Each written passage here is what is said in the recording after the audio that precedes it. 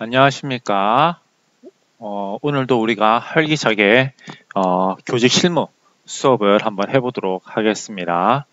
오늘 여러분들하고 배울 그 파트는 아마 교육과정 부분에서 여러분들이 배웠을 수도 있는 내용입니다. 그죠? 우리가 교직에서 보면 크게 교육과정에 대해서 배우고요. 심리 배울 거고요. 아마 이것은 3학년 때 행정도 아마 이 3학년 때 배울 거예요. 자, 그렇게 하면서 3학년 때 또 배우는 게 이제 교직 실무죠. 근데 이 실무는 제가 저번 시간에 말씀드렸듯이 이런 교직 과목을 여기에서 현장에 이렇게 접목을 해볼 수 있는 어떤 사례를 많이 알아야 된다라고 했을 겁니다. 이 실무 과목이 나중에는 임고 2차 임용시험 2차에 도움이 많이 된다고 했을 거예요. 그죠? 자, 그런 측면에서 오늘은 그렇다면 여기 있는 교육과정의 내용을 과연 우리 학교 생활에서 어떻게 적용이 될 수 있을까에 대한 논의를 좀 하려고 합니다.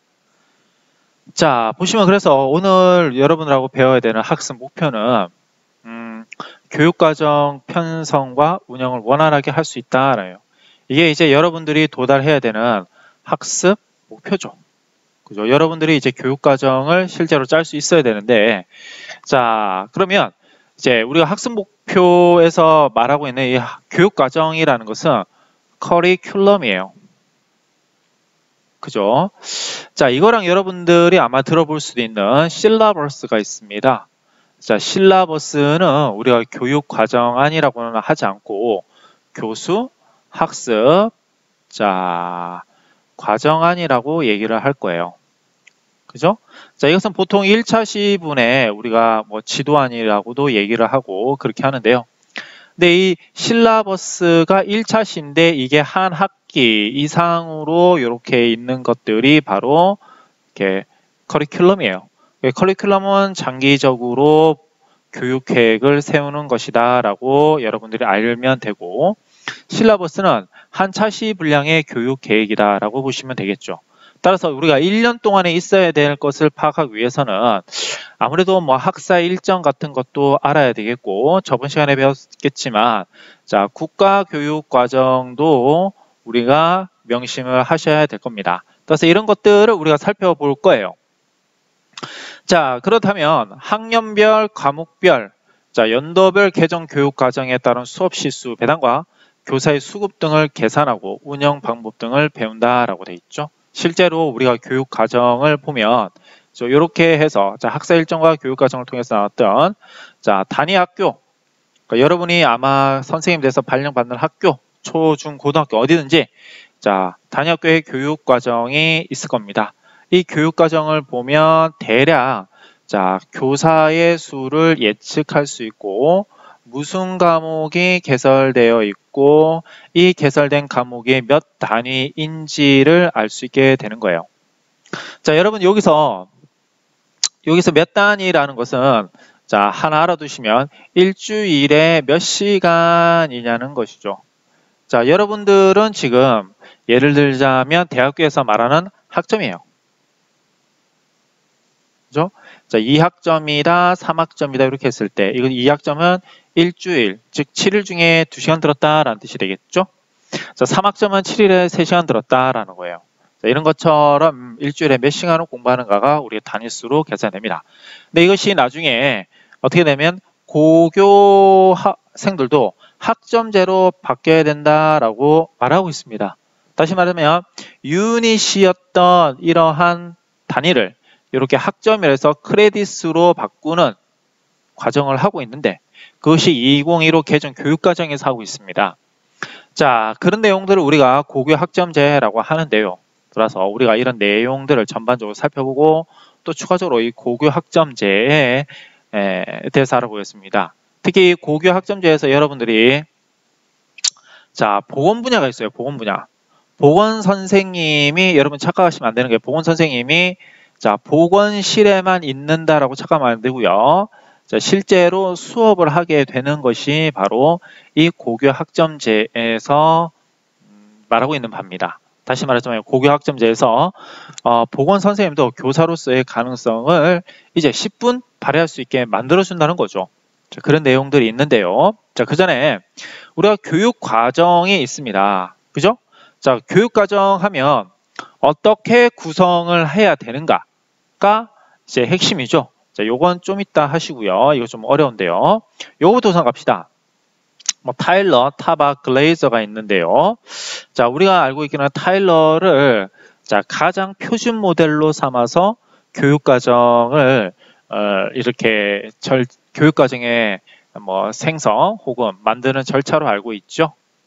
자, 그렇다면 타일러가 말했던 게 뭐냐면 우선 목표를 세워야 돼요. 그 다음에 내용 경험을 선정을 해야 돼요.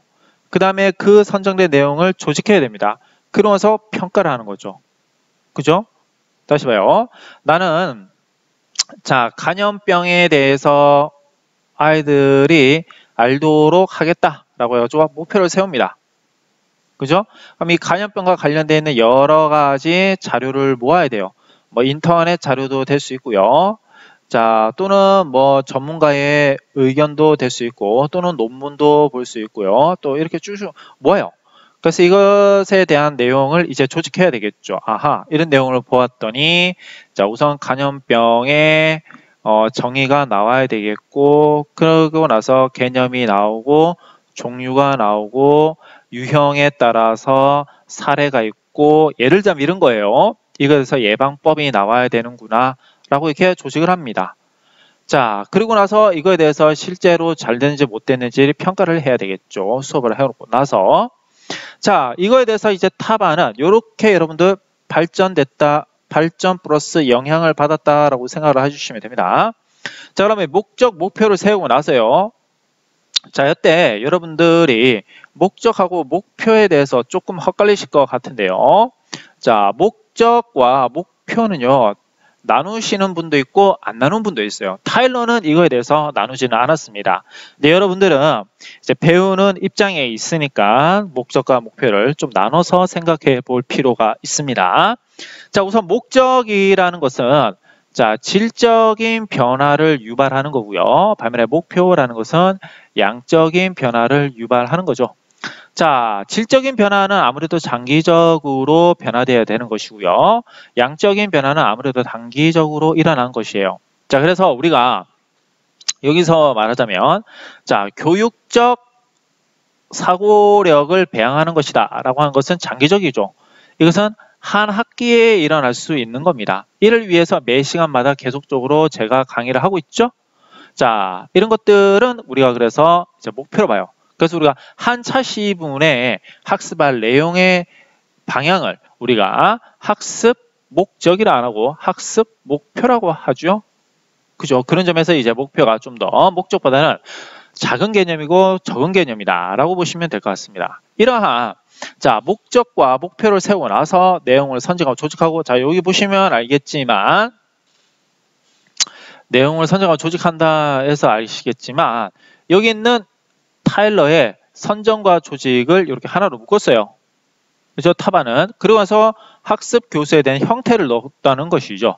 왜 그러냐면 우리가 강의식이 있고 자, 우리가 토론식이 있는데 어떠한 내용에 대해서는 강의식이 더 올바를 수 있고 토론식이 올바르지 않을 수 있다 이 말이에요. 자, 그렇다면 여러분들 예를 들어 보겠습니다. 체육에 있는 축구 있습니다. 이 축구는 강의식이 좋을까요? 아니면 토론식이 좋을까요? 아니면 실습이 좋을까요? 실습이 좋겠죠. 그죠?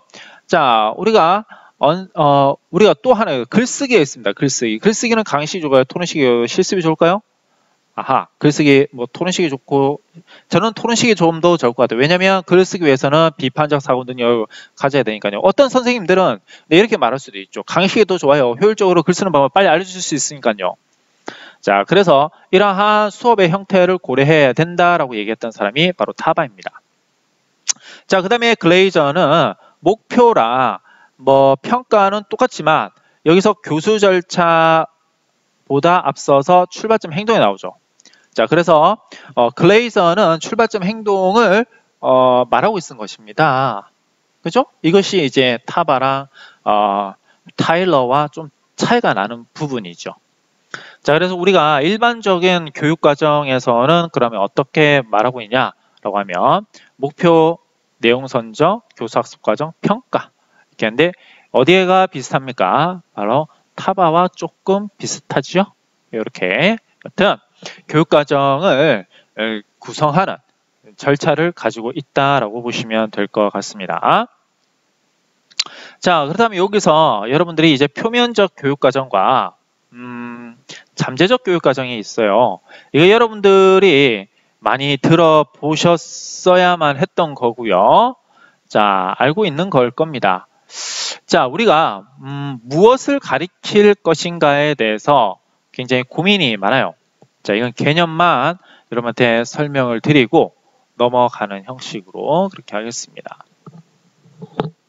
자, 우리가 이런 경우가 있습니다.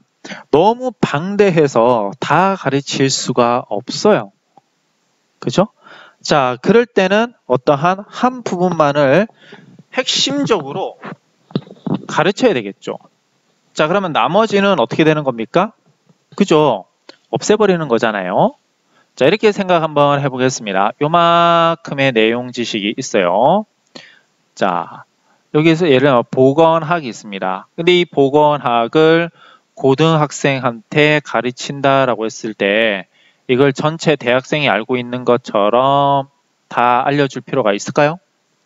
없고 또 그렇게 알려준다 하더라도 이 고등학생은 그걸 다 수용하지를 못합니다. 그러면 이 보건학에서 고등학생이 알만한 부분을 제외한 나머지를 어떻게 합니까? 고의적으로, 다시요. 고의적으로 제외를 시키죠.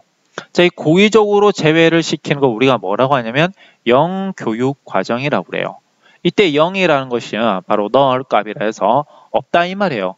애초 그것을 제외시켜 버린다는 의미가 되는 것이죠. 고의적 제외. 자, 이런 의미와 다르게 자, 이렇게 한번 봅시다. A 선생님이 있고요. 여기에서 있는 학생들이 쭉 있습니다. 그런데 이 학생들이 이 선생님을 언행을 보고 배워요. 자, 이 배우는 것은 무의식적으로 은연중에 배우게 되는 거죠. 자, 무의식적 은연중에 배우는 걸 우리가 뭐라고 하냐면 자, 잠재적 교육 과정이라고 그래요. 자, 여러분들 여기 보세요. 잠재적 교육과정과 영교육과정은 분명히 다른 겁니다. 자, 영교육과정은 의도적으로 그 내용을 선정을 하지 않는 거고 또는 조직할 때 제외시켜 버리는 것이고 잠재적 교육과정은 의도성과 무관하게 은연중에 나도 모르는 사이에 학생들이 습득하게 되어지는 교육 내용이에요. 그죠? 자, 그러면 그런 내용들을 바탕으로 여기 한번 보겠습니다. 자, 표면적 교육과정은 우리가 흔히 선정한 것들이죠. 선정하고 조직한 것들. 그 중에서 은연중에 나온 것이 잠재적 교육과정이다 라는 뜻이에요. 자, 이런 것들을 바탕으로 여러분들이 한번 글을 읽어보시면 되는데 그 중에 하나 여기 보겠습니다. 자, 표면 교육과정은 주로 지식적인 측면을 우리가 다루고 있죠. 자, 그래서 굉장히 의도성을 가지고 있습니다. 반면에 잠재적 교육과정은 은연중에 나도 모르게 학생들이 알게 되는 것이니까 자, 정의적인 부분을 주로 다루고 있죠. 지식적인 면 부분보다는요. 자, 그래서 비지식적인 정의 영역과 관련이 있다. 뭐 이런 것들도 여러분들이 한번 알아보시면 좋을 것 같습니다. 이 같은 경우는 임용시험에서 2019년도에 이미 나왔기 때문에 또 나올 수 있다는 점 명심하시고요. 자, 영교육과정은 여기 한번 보겠습니다. 자, 학교에서 의도적으로 가르치지 않으려고 하는 여기서 중요한 단어가 뭐라고 할 수 있어요? 의도적으로 가르치지 않으려고 하는 교육과정을 의미한다라는 뜻이 되겠죠. 그죠? 자, 윤리, 도덕의 타락함과 행위들을 학생들 부전 영역 중으로서 의도적으로 제외한다라는 뜻이 되겠죠. 그래요. 자, 그렇다면 우리가 여러분들이 아마 들어볼 수도 있는 자, 여기 보면 1차, 2차, 3차, 4차 이런 식으로 여러분들이 몇 차의 교육과정, 국가교육과정이라고 아마 들어봤을 겁니다. 그죠? 이렇게 한번 지금까지는 7차 교육과정 이후에는 몇 차 교육과정이라고 말을 하지 않고요. 몇 년도에 개정되었고 몇 년도에 전면 개정되었냐 이렇게 해서 2009 개정 교육과정 또는 2015 개정 교육과정 이렇게 얘기를 합니다. 자, 그런데 우리 연도별로 보면 이렇게 한번 얘기를 해볼 수 있을 것 같아요. 자, 한번 표로 몇 차에 걸쳐서 우리의 교육과정이 어떻게 발전되었는지를 간략하게 알아볼 수 있도록 하겠습니다. 이렇게 한번 정리를 해보죠. 제1차 교육과정이 있을 수 있고요. 그죠? 자, 많이 갈 게 아니라 자, 6차까지만 이렇게 한번 정리를 한번 해볼게요. 자, 3차서부터는 이제는 융합형이라든지 이런 식으로 나오니까요. 그죠?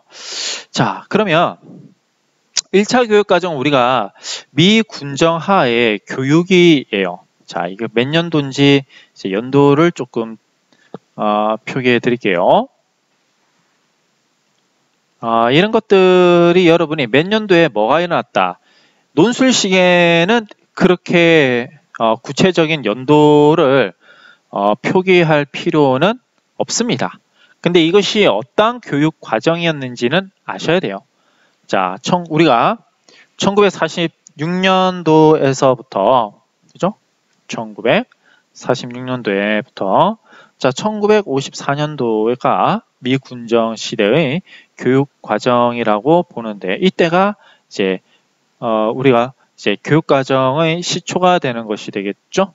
그죠? 자, 이때는 별다른 거 안 했어요. 뭐였냐면 각 교과 교수 내용의 단순한 주제 또는 제목을 열거한 거에 그치고 있는 겁니다. 자, 그런데 2차 교육과정이 1954년도부터 1963년도에 걸쳐서 일어났는데 이때는 교과 중심의 교육 과정이에요. 자, 여러분들 여기 보시면 알겠지만 교과 중심이라고 하면 이런 내용들을 여러분들이 암기를 해주셔야 됩니다. 자, 다시요. 이거 굉장히 중요합니다. 굉장히 중요해요. 자, 교과 중심의 교육 과정이기 때문에 직접 체계를 중시하였다라는 것이 되겠고, 자, 그 다음에 1963년도부터 1973년도 전두환 정권 아니죠.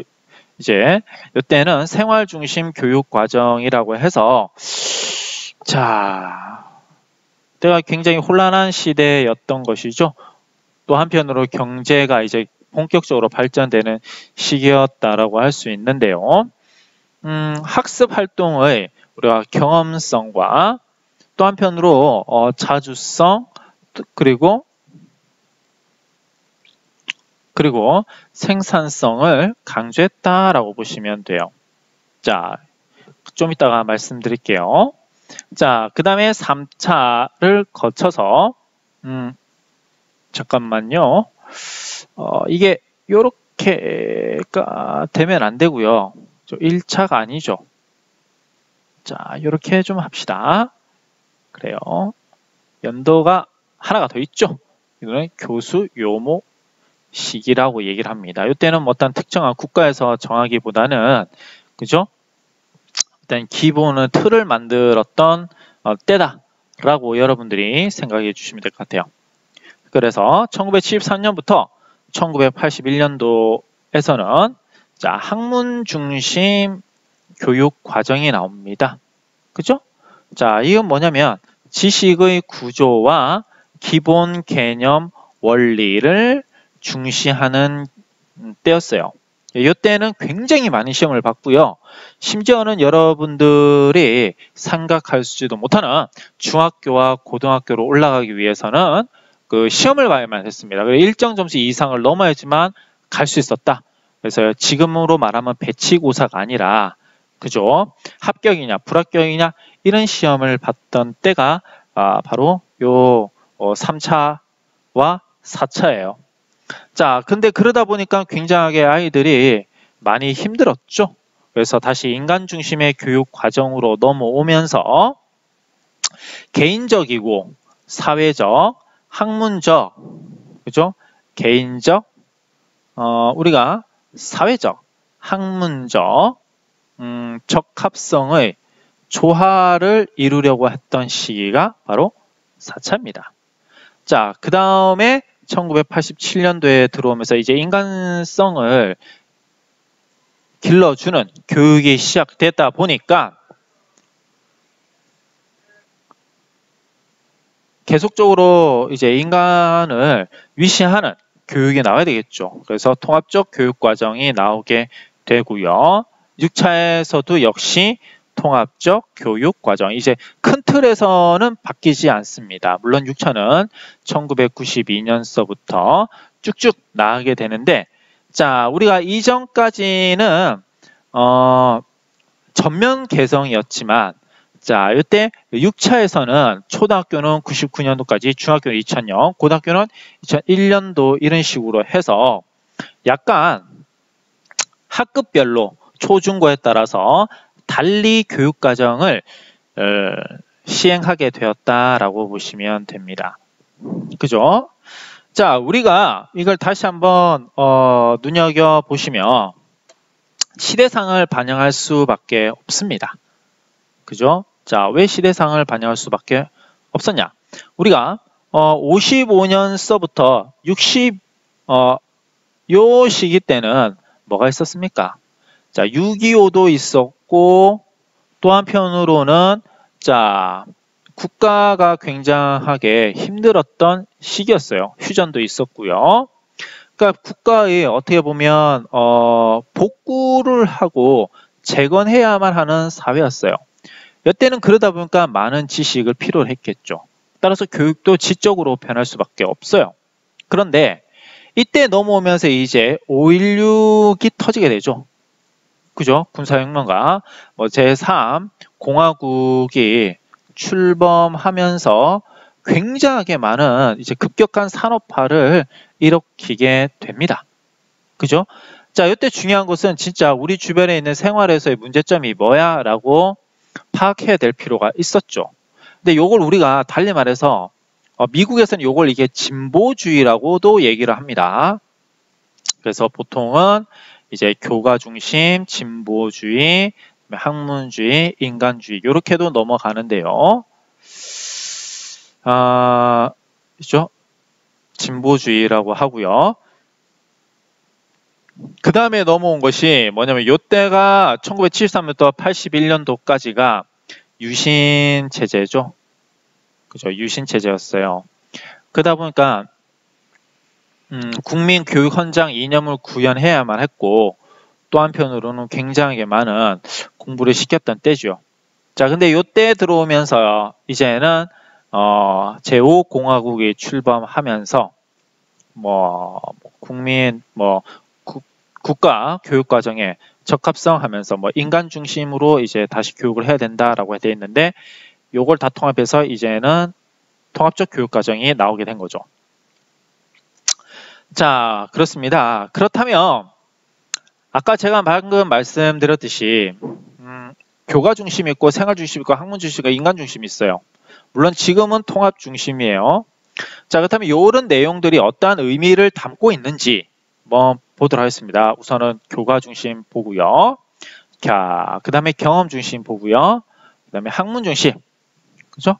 자, 그 다음에 우리가 인간 중심. 이렇게 한번 나누어 보는 것으로 하겠습니다. 간혹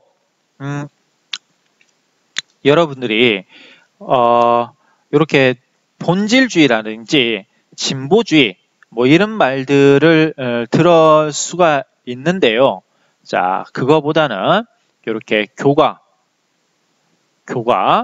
다음에 이렇게 경험, 다음에 학문, 인본, 인간 중심 이런 식으로 교육 과정에서 알고 계셔야 됩니다. 자, 본질주의, 진보주의라는 것은요, 교육사에서 많이 다루고 있는 겁니다.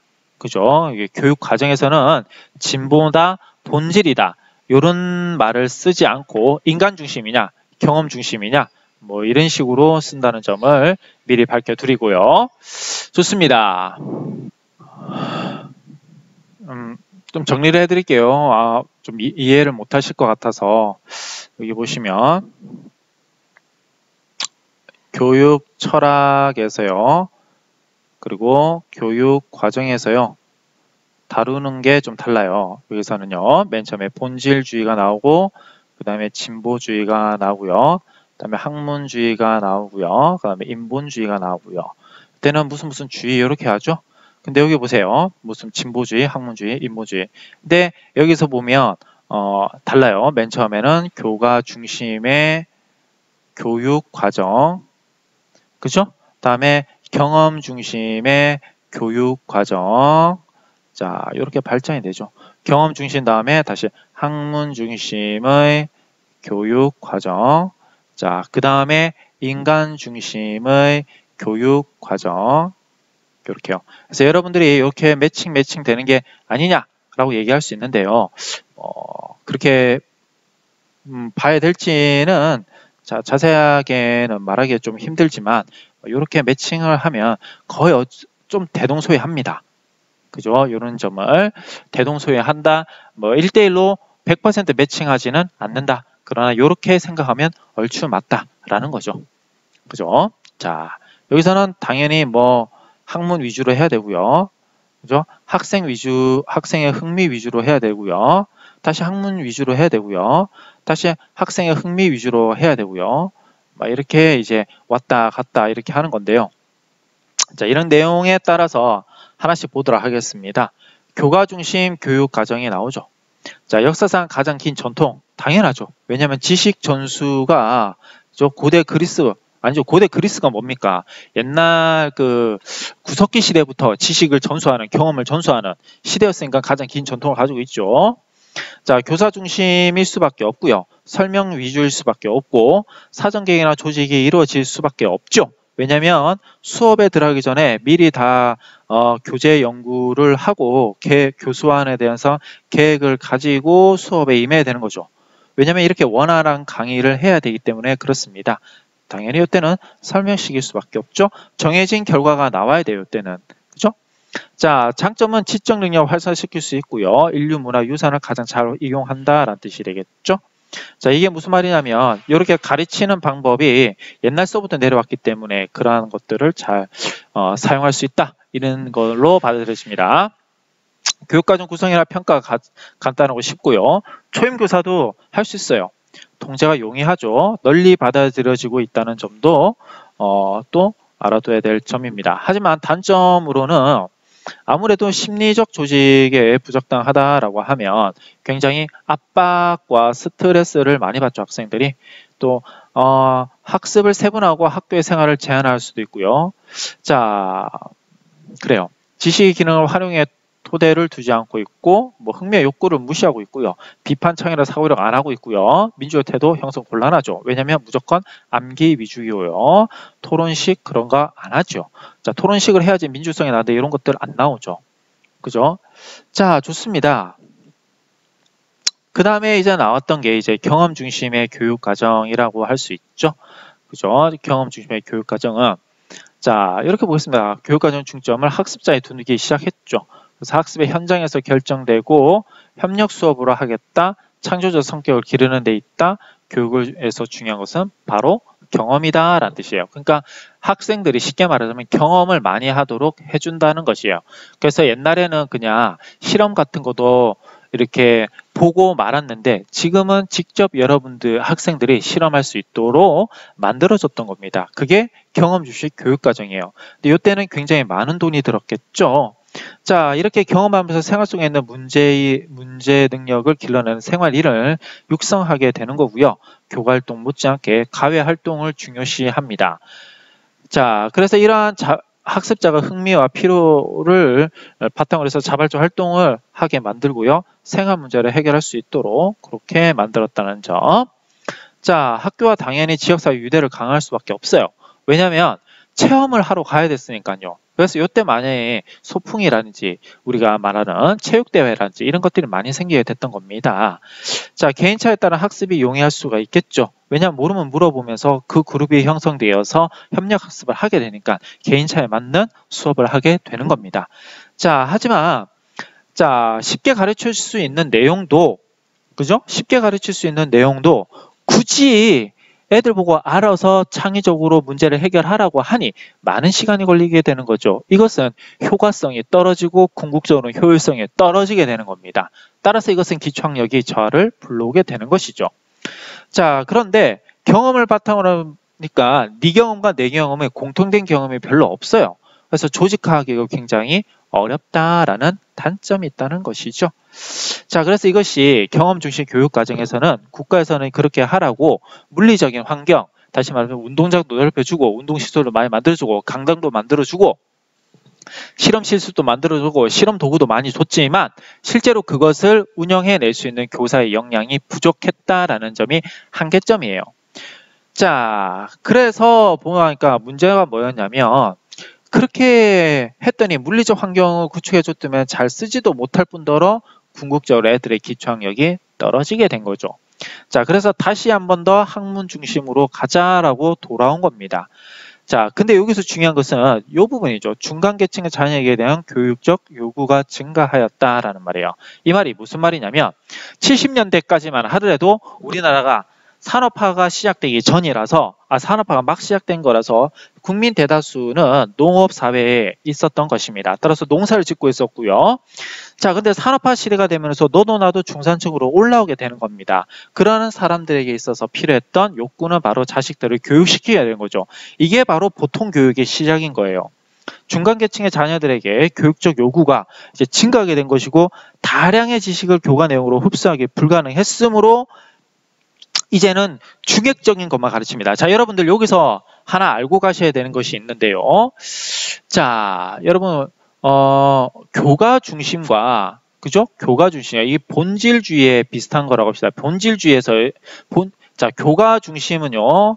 자, 본질주의라고 그리고 진보주의가 이렇게 합쳐 있는 거예요. 자, 근데 교과 중심에서의 본질주의와 자, 학문 중심에서의 학문 중심 교육 과정에 있어서 이렇게 영향을 받죠? 좀 차이가 있어요. 둘 다 뭐를 보냐면 지식을 끝까지 알고 있어야 되는 지식 위주입니다. 그죠? 그리고 어떻게 보면 암기 위주고 설명 위주고 그리고 강의식 위주고 주입식 위주고 그죠? 일제식 수업이면서 시험도 많이 보게 되고 무조건 외우라고 하고 암기하고 이런 것들이에요. 그죠? 그런데 이 본질주의를 바탕으로 하는 교과 중심 교육과정과 자, 학문 중심의 교육과정을 바탕으로 하는 학문 중심의 교육과정은 서로 큰 차이가 있습니다. 그게 뭐냐? 학문 중심, 교과 중심은 모두 다 가르치자라고요. 엄청난 암기력을 바탕으로 하고 있습니다. 학문 중심은 그게 아니에요. 자, 요렇게 학문은 요렇게 발전이 되어지는데 요 핵심적인 거, 이 핵심적인 걸 가르치면 이 나머지는 학생들이 응용할 수 있는 게 아니냐. 마치 나선형 교육과정을 말했던 브루너 선생님이 말씀하셨죠. 브루너 선생님이 말씀하셨던 나선형 교육과정을 바탕으로 나온 거라고 보시면 돼요. 그죠? 따라서 교과 중심은 무조건 외우는 거고요. 학문 중심은 외우는 것이 이제 어떤 것부터 우선적으로 외워야 되고 중요하게 외워야 되는지 여러분들 달리 나온 겁니다. 그래서 여기서 말하자면 여기는 22,000 영단어가 나왔고요. 여기는 우선순위 0단어라고 해서 나옵니다. 이게 여러분들 말이 그냥 나온 게 아니라 2002년 0단어라는 것은 그냥 마구자로 외우는 거고요. 우선순위는 그래도 중요한 게 있으니까 중요한 것부터 외우자 이렇게 나온 거예요. 그죠? 여러분들도 아마 우선순위 0단어 요즘에도 나오고 있던데요. 아마 외웠을 거라고 생각이 듭니다. 자, 그러면서 여기 보시면 알겠지만 나선형 교육과정이 돼야 된다라고 되어 있는 거 굉장히 핵심적인 부분을 먼저 가르쳐줘야 된다라는 측면을 얘기하고 있는 거죠. 좋아요. 자, 쭉쭉쭉 이제 내려와서 보시면 그래서 그래도 아이들한테 뭐라 한 겁니까? 이 단점을 한번 보도록 했습니다. 학문 중심 교육과정에서 이 단점이 뭐냐면 무엇보다도 능력이 중상 이상이 되는 학생들만 적당하다라는 뜻이에요. 그리고 학문을 중심으로 했기 때문에 다 외우는 겁니다. 그리고 굉장히 어려운 학문만을 했어요. 물리 2라든지 뭐 생명과학 2라든지요. 그죠? 자, 그런데 이것이 안 되는 학생들이 있었습니다. 다시 말하면 체육 같은 거 했던 애들요. 그죠? 지금이야 축구를 잘하고 야구를 잘하면 엄청난 돈을 많이 벌지만 그 당시 때는 그것이 썩 받아들이지 않았어요. 왜냐하면 이 당시 때 전문 스포츠, 프로 스포츠, 배구, 농구, 축구 이것들이 잘 나오지 않았던 시기거든요. 그러다 보니까 학교에서의 능력, 즉 수학할 수 있는 능력이 떨어지는 학생들한테는 굉장히 비인간적이었던 것이죠. 굉장히 많이 맞았고요. 자, 그래서 그리고 이 나선형 교육과정을 모든 교과한테 적용될 수 없는 한계점도 있었고요. 그죠? 통합적 교육과정이 소홀했고 평가 방법도 개발되어 있지 않아서 과연 어떻게 애들을 평가해야 되느냐? 그죠? 이런 문제였어요. 지금도 사실은 이런 문제가 있죠. 학생들한테 무슨 문제가 있습니까? 여러분도 지금도 이런 문제가 있지요. 자, 어떤 문제가 있어요? 자, 여러분들도 느끼는 거겠지만, 자, 우리는 수능을 보죠. 수능을 봅니다. 수능을.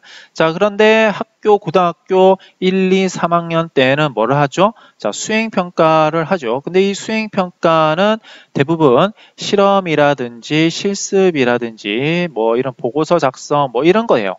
경험 위주예요. 그죠? 자, 그런데 수능에서는 객관식이네요. 자, 이것이 잘 맞지가 않죠. 물론 이것을 보완하기 위해서 입학사정관제가 나왔는데 글쎄요. 자, 좀 여러 가지 문제가 있습니다. 자, 그러다 보니까 자, 요것이 교육 내용이고 평가가 불일치하게 된다라는 문제가 있어요. 자, 그 당시 바로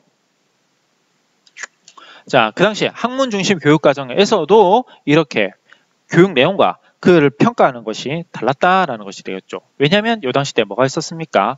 여러분도 아실 수 있는 학력고사가 있었거든요. 굉장히 어려웠습니다.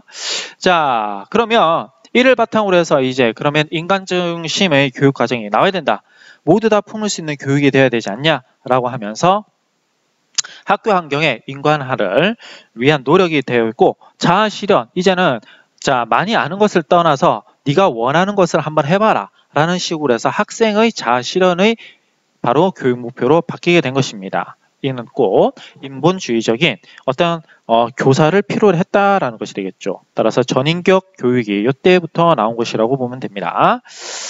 자, 그렇다면 우리가 이론적으로 지금까지의 교육 과정에 대해서 한번 강의를 해 드렸죠. 그죠? 자, 여러분들은 그러면 어떠한 교육 과정을 가르치게 되는 겁니까? 바로 여러분들은 7차가 아니라 2015 개정 교육 과정을 가르치게 되는 거죠. 그죠? 자, 그래서 우리가 2015 개정 교육 과정에 대해서 좀 이따가 이제 배울 수 있는 시간을 가지도록 하겠습니다. 자, 그렇다면 6차에서부터 이제 7차가 나오고 요걸 한번 보여드릴게요. 이게 교육 과정에 대해서 국가에서 이제 만들어 놓은 건데요. 보면 NCIC 국가교육과정정보센터라고 되어 있습니다. 그죠? 자, 여기 들어가시면 여러분들이 보고자 하는 교육과정의 내용들이 다 나와 있어요. 세계적 교육과정, 지역 교육과정, 우수학교 교육과정. 자, 근데 여러분들은 이제 2015 개정 교육과정인 거죠. 자, 이건 좀 이따가 보시고요. 우리나라 교육과정을 클릭을 해보시면 자 연도별로 이렇게 연도별로 고시되어진 교육과정들이 쭉쭉쭉 나와 있죠. 그죠? 자, 그러면 현행 교육과정부터 한번 보도록 하지요. 자, 물론 이 현행 교육과정은 2015 개정 교육과정이겠죠. 자, 잠깐만 여러분들이 교육과정이 무엇인지만을 보고 교육과정에 대한 개념을 좀 아셔야 됩니다. 예, 자, 우리가 고등학교 거부터 보도록 하죠. 여기, 자, 보세요. 차수별로 교육과정이 이렇게 나오는데요. 1945년부터. 여기 보시면 이제 1, 2, 3, 4, 5, 6, 7, 2007, 2007, 2009, 2015 개정 교육과정이 나왔죠. 자, 여러분들 여기서 착각하시면 안 됩니다. 자, 우리가 교육과정이라고 그러면 이렇게 요렇게 국가교육과정이 있고요. 자, 여기에 보면 이제 총론이 나오고 교과목별로 세부 교육과정이 나옵니다. 근데 여러분들 생각하시면 교육과정은 그죠? 교육과정은 국가교육과정하고 비교해 봤을 때 이게 훨씬 더 큰 개념이에요. 요렇게요. 그죠? 자, 국가교육과정은 단순하게 이것을 문서화 시킨 것 뿐이에요. 무엇을요? 교육과정을요. 그죠? 자, 여러분들 뭐냐면 제가 여러분들 강의 요목을 보여드렸죠. 이것도 일종의 교육과정이에요. 이해가십니까? 대학교에 있는 자, 수강 계획 뭐 안이라든지 이런 것들 있죠. 이것도 교육과정이에요. 자, 다시 말하자면 누가 그죠? 언제 무엇을 자, 어떤 목적으로 어디서 막 이런 내용들 있죠. 이게 우리가 강의 요목이라고 하고 강의 계획서라고 하잖아요. 근데 제가 아까 서두에 뭐라고 했습니까? 이 계획이 뭐라고 한다했어요? 장기적으로 있는 게 커리큘럼이라고 했었죠. 단지 무엇에 대한 내용을 좀 더 명료화해서 시각화로 나타낸 것이 이거라는 것입니다. 그죠? 그래요. 자, 그래서 여러분들이 꼭 교육과정이라는 것은 이런 것만을 얘기하는구나 라고 얘기하시면 안 됩니다. 그죠? 그래서 여러분 추상적으로 느끼는 교육과정의 개념이 좀 더 광범위한 개념이고 지금 우리가 무슨 과목에 몇 시수가 있고 그래서 선생님 몇 명 필요하고 이런 것들 조절하는 거 있죠? 이런 것들은 이 교육과정을 원활하게 운영하기 위한 하나의 테크니컬한 하나의 기술적인 요소에 불과하다라는 것들을 명심하셔야 됩니다. 자, 그러면 2015 개정 교육과정을 한번 보도록 하죠. 자, 여기 보시면 초, 중, 고등학교 학급별로 나오죠? 그죠? 자, 그리고 개정된 연도별로 이렇게 쭉쭉 다 있고요. 자, 고등학교부터 한번 보도록 하겠습니다. 고등학교 했더니 총론과 각 개별 교과목들이 이렇게 있죠? 그 다음에 여기 보시면 알겠지만 창의적 체험 활동이 있어요. 우리가 좀 이따 배우겠지만 창의적 체험 활동이라 함은 우리가 봉사활동, 동아리 활동, 진로 활동, 그리고 자율활동 이렇게 네 가지를 포함하고 있는 것입니다.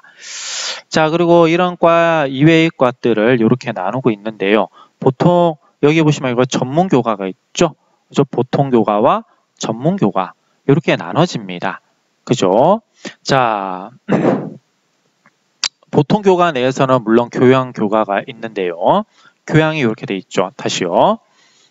여러분들 잘 봅시다.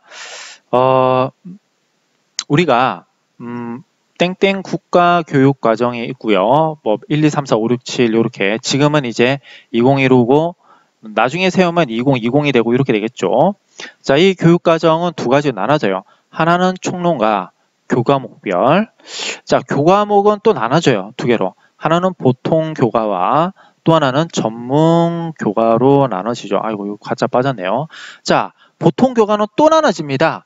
자, 교양교과와 교양고가 아닌 과목들이 이렇게 나오죠. 교양고가 아닌 것들이 은미체육 이렇게 나와 있는 것이죠. 자, 참고로 교양교과와 아닌 교과는요. 교양교과는 성적을 패스 앤 페일로 나타냅니다. 자, 이것은 몇 등 몇 등이라는 것이 필요가 없죠. 근데 여기서는 몇 등 몇 등이라는 등급이 나오고 등수가 나오는 것이죠. 자, 물론 전문교과도 등급과 등수가 나오게 되는 겁니다. 자, 이렇게 해서 우리가 교육과정이 나왔는데요. 참고로 말씀드리자면 우리나라가 이게 국가교육과정이 있을 뿐이고, 자, 미국도 있긴 있어요. 자, 영국은 없어요, 거의. 자, 이런 나라에서는 교육주가 따로 있습니다. 그죠? 교육주, 디스트릭이 따로 있거든요. 교육자치가 되기 때문에요. 자, 그래서 요 내에서 별도로 이제 교육과정을 만듭니다. 그죠? 그러니까 여기서 말하면 좀 다르죠. 요거 같은 경우는 중앙 집권적인 교육과정이 되는 거고, 여기서는 지방 분권적인 교육과정이 되는 거죠. 물론 이렇게 되다 보면 국가교육과정으로 하다 보면 굉장하게 통일되고 획일적이면서도 형평에 맞는 그러한 교육과정을 할 수 있지만 지역의 특색이라든지 문화를 반영하지 못하는 한계점이 있고, 그러한 것들을 반영한 것이 바로 지방 분권이더라 라는 뜻이 되겠죠. 자, 효율하냐, 이것도 형편하나, 이런 식으로 해서 나왔는데, 우리나라는 이제 지방 분권보다는 이렇게 국가교육과정을 큰 틀로 하고 있더라라는 점입니다. 자, 이렇게 해서 국가교육과정과 그 교과목들을 이렇게 말해 봤습니다. 우리가 좀 쉰 다음에요, 요것들에 대한 내용들을 좀 보시고, 자, 고교 학점제 뿐만이 아니라, 여러분들한테 필요로 되어지는, 그러니까 보건교사, 가르칠 수 있는 학문 영역, 그리고 교과가 있습니다. 이런 것들을 한번 보고 실제로 교육 과정을 학교에서 어떻게 짜고 있는지를 보여드리도록 하겠습니다. 자,